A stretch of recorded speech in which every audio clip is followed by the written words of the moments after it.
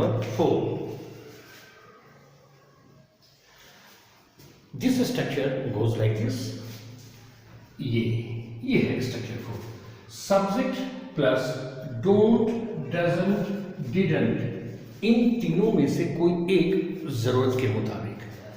उसके बाद हैव, फिर टू, फिर V1, आफ्टर देन ऑब्जेक्ट.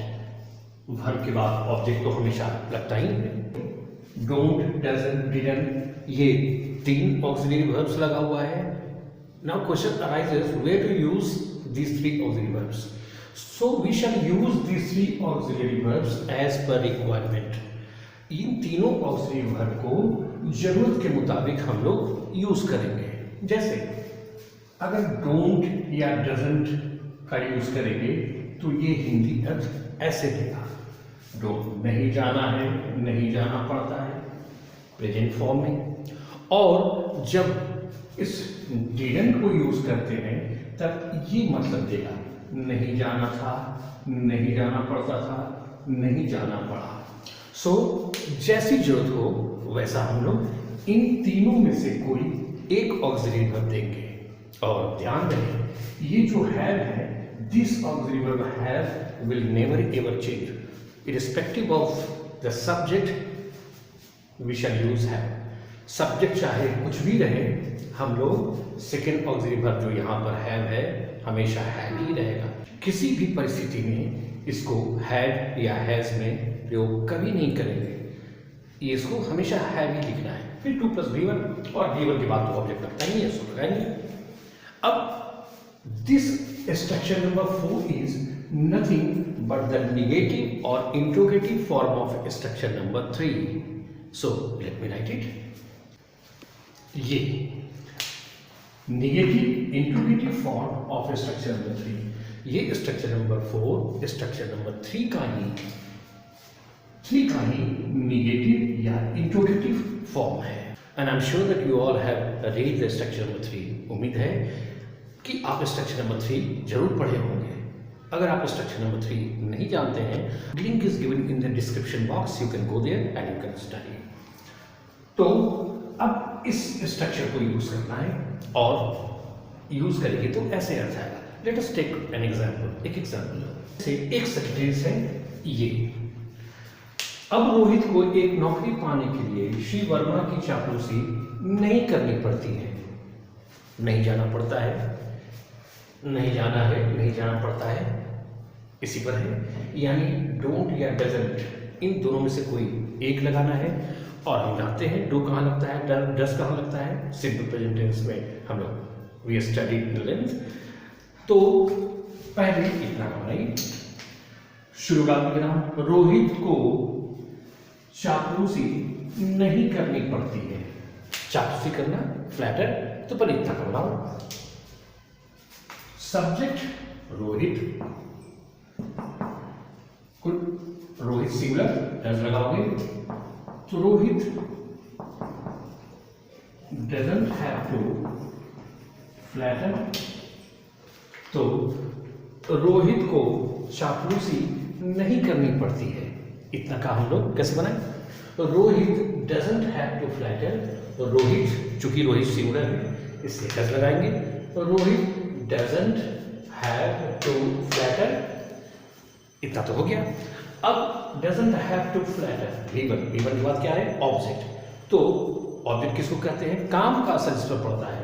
तो फ्लैटर चापलूसी करने का असर किस पर, समझो, तो श्री वर्मा पर. तो वर्ब के ठीक पर ऑब्जेक्ट मिस्टर वर्मा लिख दीजिए. मिस्टर वर्मा. अब उसके बाद पीछे से आगे आओ. और जैसे हम लोग पढ़े थे, वर्बल हो तो टू लगाकर जोड़ देना है, डेस्टिनेशन हो तो टू लगाकर जोड़ देना है, नहीं तो ऐसे ही जोड़ना है. और वर्ब के बाद हमेशा ऑब्जेक्ट. तो करते हैं. पाने के लिए, पाना एक वर्ब है तो लिख दो टू गेट. अब पाने का असर किस पर, वर्ब के बाद हमेशा ऑब्जेक्ट. पाने का असर एक नौकरी पर, जॉब लिख दो. तो सेंटेंस क्या हो गया, Rohit doesn't have to flatter mister Verma to get a job. In this way, we can frame the sentence with the help of this structure number 4.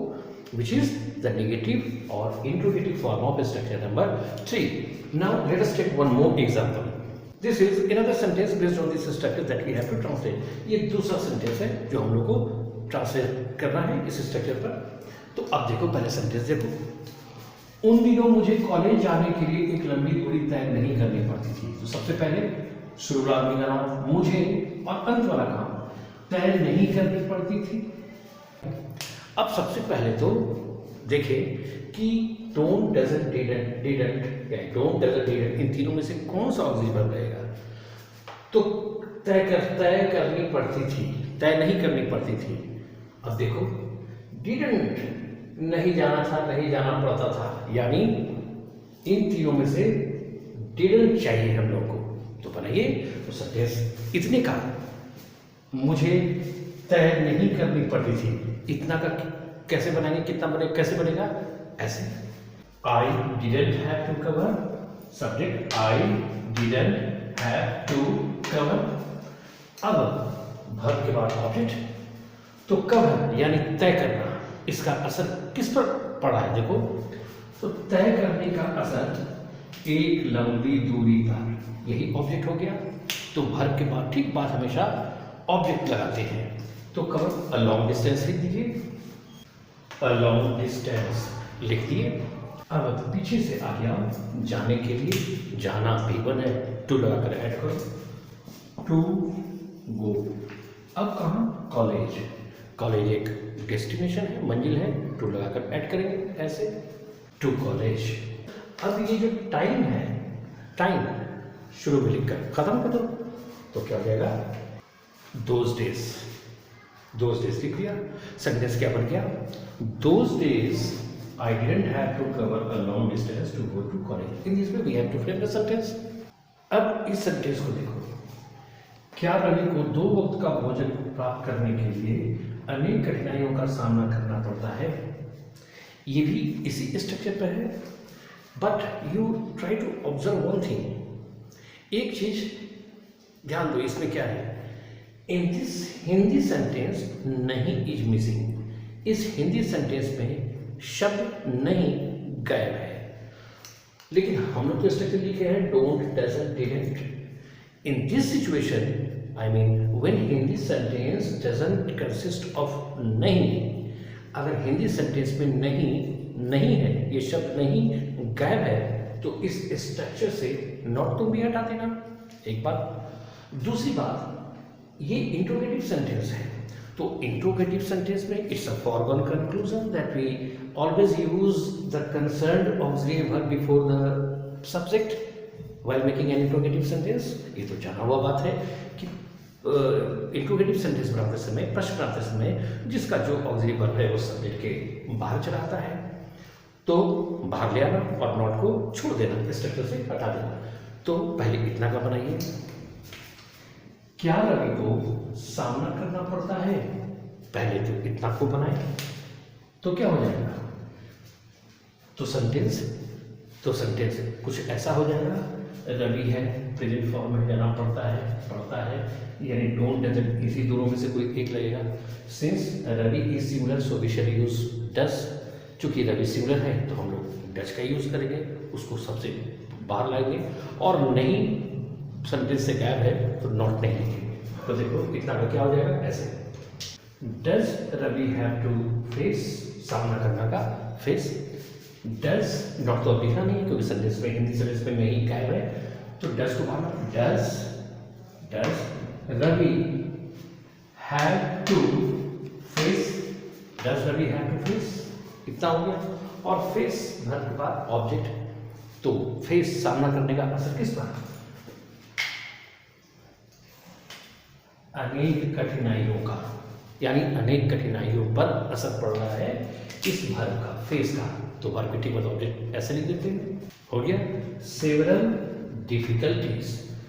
तो इतना क्या हो गया, does Ravi have to face several difficulties, इतना तो हो गया. यानी हम लोग यहाँ तक बना चुके हैं. अब rest of the part of the sentence में हमको रिवर्स मैनर में चलना है और वर्ब टू डेस्टिनेशन टू लगाकर ऐड कर देना है. प्राप्त करना वर्ब है, as we discussed in our previous classes, given के पहले टू अगर ऐड करेंगे तो टू में जोड़ो टू गेट। अब वर्ब के बाद हमेशा ऑब्जेक्ट, तो पाने का सब किस पर, दो वक्त का भोजन, यही है ऑब्जेक्ट इस गेट का। तुरंत उसके बाद ऐसे लिख देंगे two square means the day, हो गया। अब सेंटेंस क्या हो जाएगा पूरा, does Ravi have to face several difficulties to get two square meals a day. So in this way we shall keep on framing sentences based on this structure number 4। एक और example लेते हैं, क्या मुझे आरबी कॉलेज जाना है, RB इसी structure पर है, नहीं जाना है, नहीं जाना पड़ता है, तो जाना है। अब इस हिंदी सेंटेंस में once again not is missing, इस हिंदी में फिर से नॉट गायब है, no issue, we shall remove not from this structure. बाकी सारा बात तो ऐसा ही रहेगा जैसे इसमें है। और ये क्वेश्चन भी है, तो क्वेश्चन है तो ऑब्जेक्टिव बाहर आएगा, तो सबसे पहले शुरू वाला आपके नाम अंत वाला काम को बनाएंगे, यानी इसको बनाएंगे, क्या मुझे जाना है, सबसे पहले तो इतना का ही बनाइए, तब सेंटेंस क्या हो जाएगा, क्या मुझे जाना है इतना का। Do I have to go, I है तो आई के साथ डू लगाते हैं, नॉट तो लिखना नहीं है क्योंकि हिंदी में नहीं है, तो डू को बाहर जाओ, do I have to go, do I have to go हो गया। अब पीछे से आ गई कॉलेज, डेस्टिनेशन है, टू अगर ऐसे जोड़ दीजिए तो हो गया टू कॉलेज, डेस्टिनेशन पर टू आगे जोड़ दिए। अब जो बचा आज भी, इवन टुडे अंत में लिख दो, even today. Now the sentence becomes do I have to go to college even today. इस तरीके से इस स्ट्रक्चर पर हम लोग बनाएंगे। अब एक और सेंटेंस देखो, क्या उसे अब इस कमरे को नहीं सजाना है, तो शुरू वाला आदमी का नाम, क्या उसे नहीं सजाना है, पहले तो इतना का बनाएंगे। Once again it is an interrogative sentence, so auxiliary verb तो बाहर आएगा ही, यानी सब्जेक्ट के पहले लिखा जाएगा, तो पहले इतना बनाओ कि क्या उसे नहीं सजाना है, इसका क्या हो जाएगा, ये हो जाएगा। Doesn't he have to decorate, इतना कर दिए। अब सजाने का सब किस पर, इस कमरे को, दिस रूम, उसके बाद देख लीजिए तो ऐसा हो जाएगा। अब है, अब को अंत में लिखकर खत्म करते हैं, तो सेंटेंस क्या हो जाएगा, doesn't he have to decorate this room now, तो दिस इज द सेंटेंस। अब take care of one thing, see यहाँ पर ही है और we are using have over here, तो क्या हैज लगेगा क्या, हरगिज नहीं।